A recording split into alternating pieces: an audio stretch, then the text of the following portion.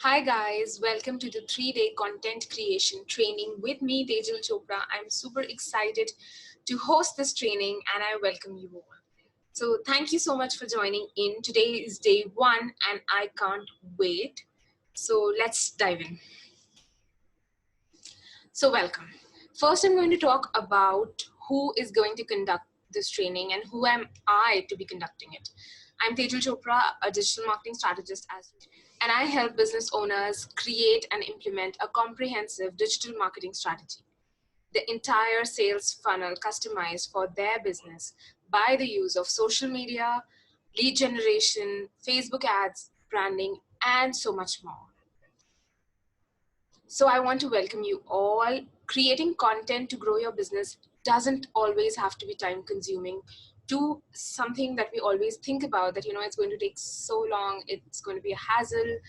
So I will help you create 30 days worth of content. It is a process. You need to do it. It's not like magic, but it's a process that will help you. It'll guide you and it'll be making this whole thing easier for you. But creating this content strategy does take effort, does take time, but trust me, it's most important to have a strategy to grow your business online. With your strategy, you clearly define who you're speaking to, what do they want to hear from you, and all the time and effort that you spend in actually creating that content and posting it should be fruitful for your business in terms of engagement, in terms of followers, in terms of likes, in terms of sales, and in terms of revenue. So that is why it is really, really important to have a clear-cut defined strategy, and you need to do this like not many times, not very regularly. It can be a periodic thing. Initially, if you do it once, I think you're good to go for a few months till your target audience changes, till the market changes. So it's not something that you have to do every month or every week for that matter. So let's just move to day 1, which is messaging. Your messaging, your ideal client, the person who needs to hear what you need to tell him to clear and attract that person towards you and your business. So let's get started in this. Number 1, and the step 1 here is thinking about your business. Just step back from what you're doing at the moment. Sit down and think about it. Think about your business. What are your business's core values? How do you want people to perceive it?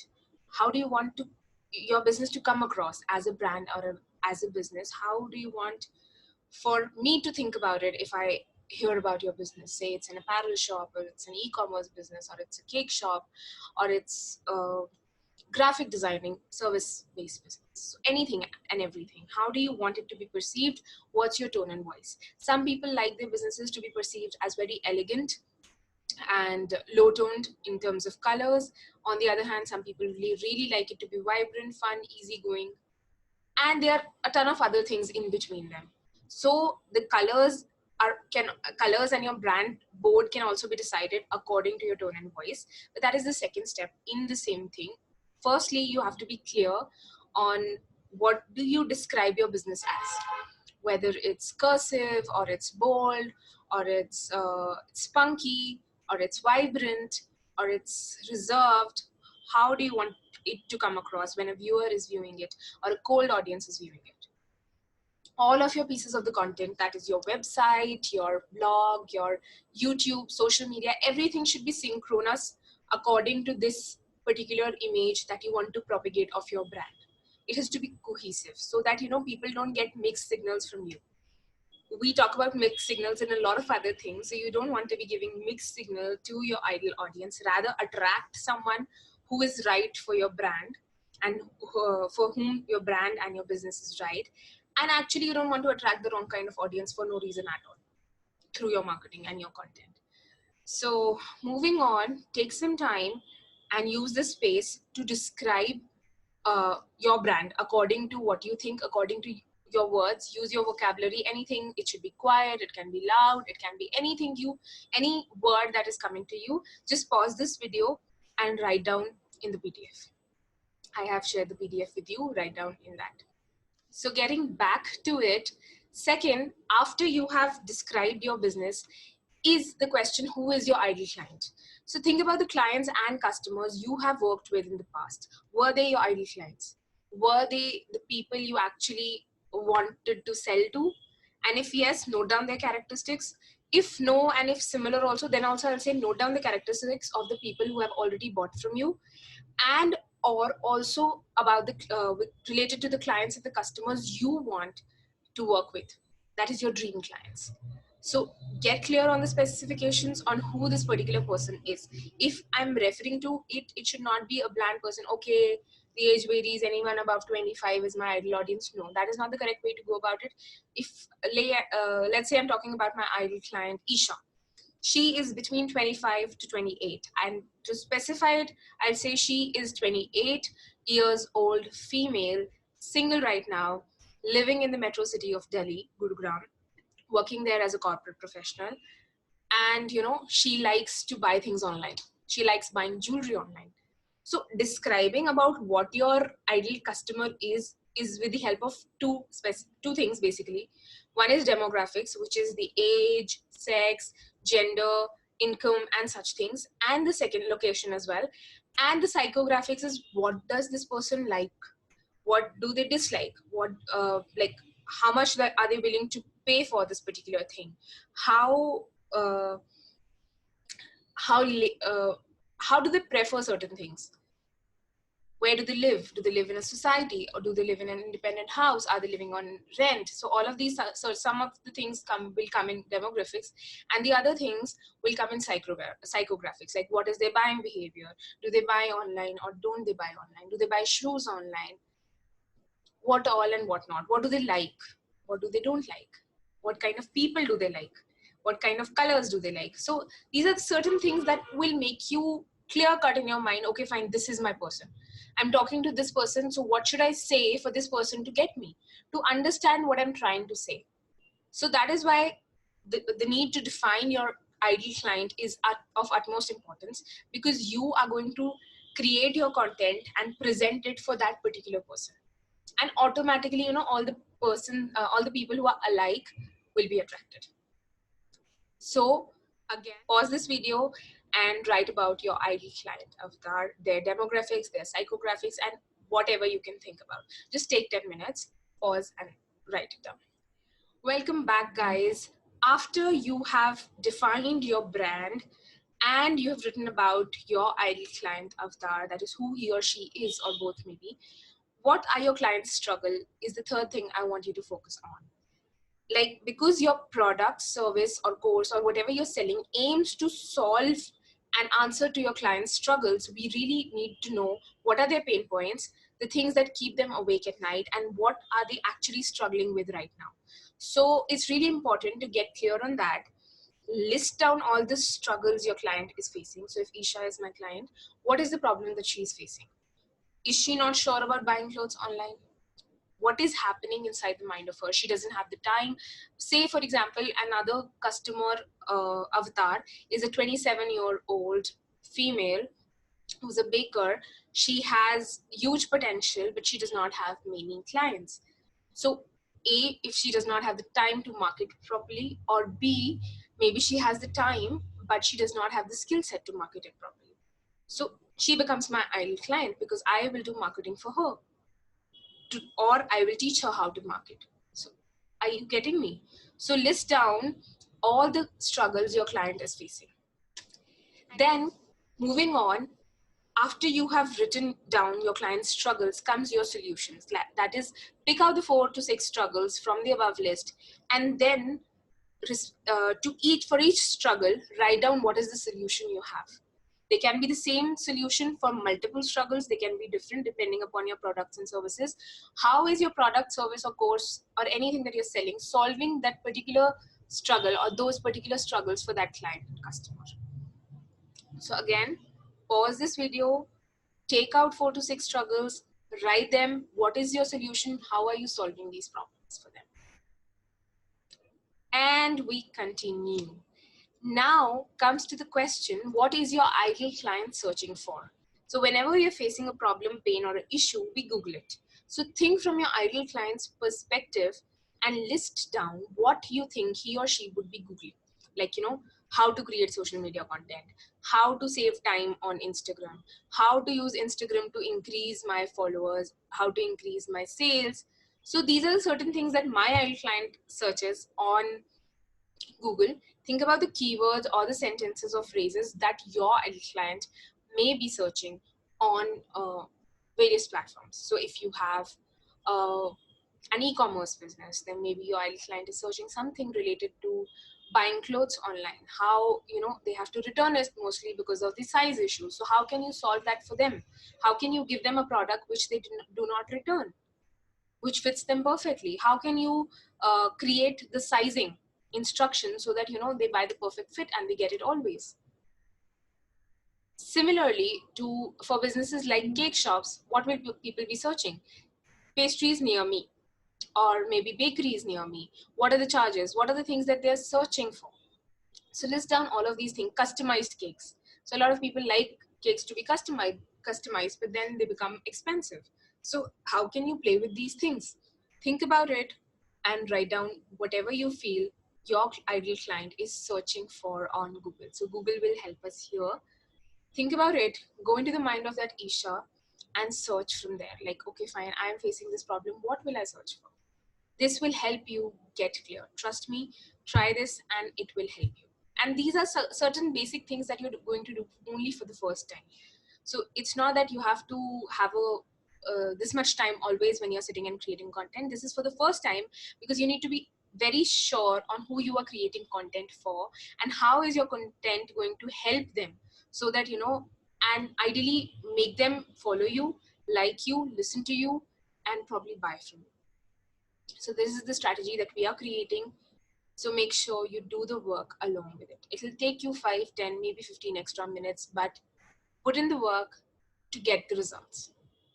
So let's get back. I hope you have written down all the Googleable or the keywords that your ideal client is Googling. So moving forward now, your content should highlight how you and your product or service will help them come out of their pain and misery and reach a happy place. That is, this is a place where they are in pain. They're suffering from this particular issue. For example, they do not have time to do this particular thing even though they can. And here is a place where they are happy. They are increasing their sales and services and money and revenue. So how can you make them reach from this pain point to this happy place? So you have to be, and your content has to be the bridge between those and lead them from here to here.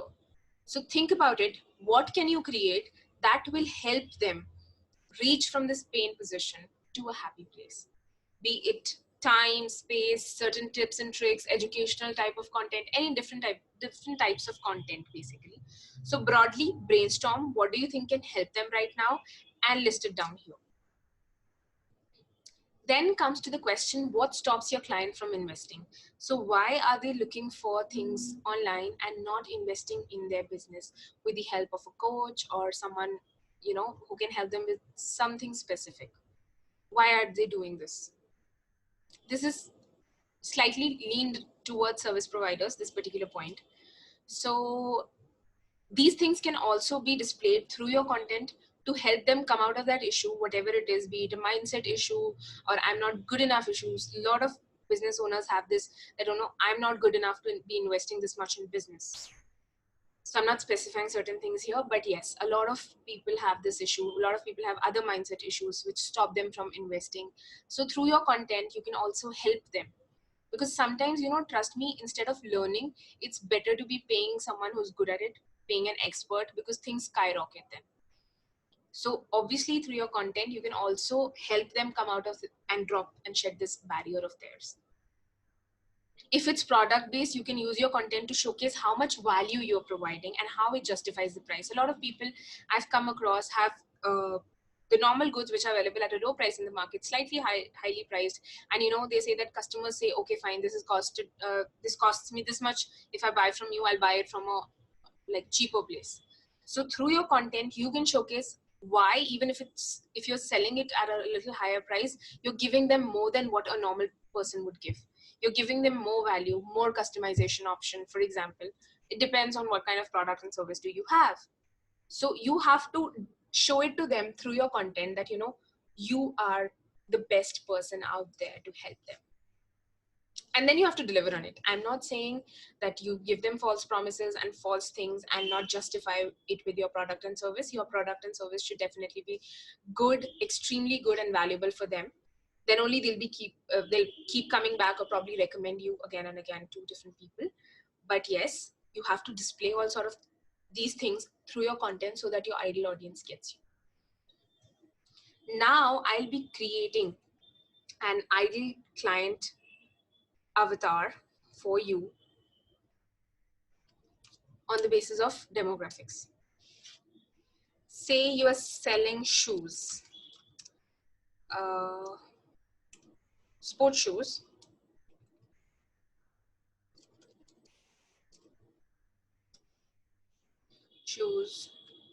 for men. Okay.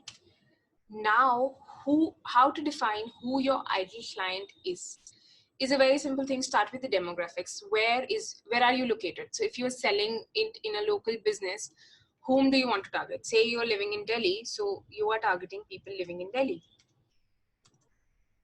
New Delhi. The age group of the men who wear sports shoes generally for your kind. So these are like 3,000 above sports shoes. So definitely you need to target people who would be earning this much. So preferably individuals more likely to be above 25. So age group would be 25 to, we'll say, put 37, 39. Actually, a lot of people wear that. So 40. 25 to 40 is your target audience who wear sports shoes in New Delhi and who are men, because these sports shoes are for men. Then you can also target them. What do they see? What are these men interested in? So to define your ideal target audience for this particular thing, the particular man you're talking about, say his name is, the particular man that you're talking about here, let's name him something, Karan, who is 26 years old, works for an IT firm in lives in Gurugram, Cyber Hub, goes to the gym and runs marathons. So probably needs gym shoes as well as running shoes. So,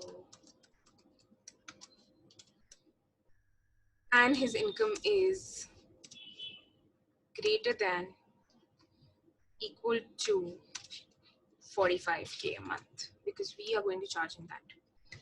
So did you see this? And you know what other things you can define is what are his interests online. So probably he's a FIFA fan or a cricket lover, because generally guys are. And you can target them on the basis of this, likes Puma, likes Adidas, Nike. These are some of his interests as well. So this will help you get clear on Karan, and then you'll create content for Karan. So if you want to sell to Karan, what do you want to showcase through your Instagram, Facebook, and other social media? So I think that's it. We are at the end of the training video for day 1. Thank you for being a part of day 1 of this training. Make sure you join me live today in the group at 8 p.m. IST to ask me all your questions. Also share your takeaways for this training in our group and use the hashtag takeaways with it so that I know. All of these things that you'll be doing will help me decide who is the person who's the most engaged in the group, and even if it's 1 or 2, and I'll be deciding the gift on the basis of that in July 5's 8 p.m. IST live. So make sure you do that now. So see you at 8 p.m. Bye guys.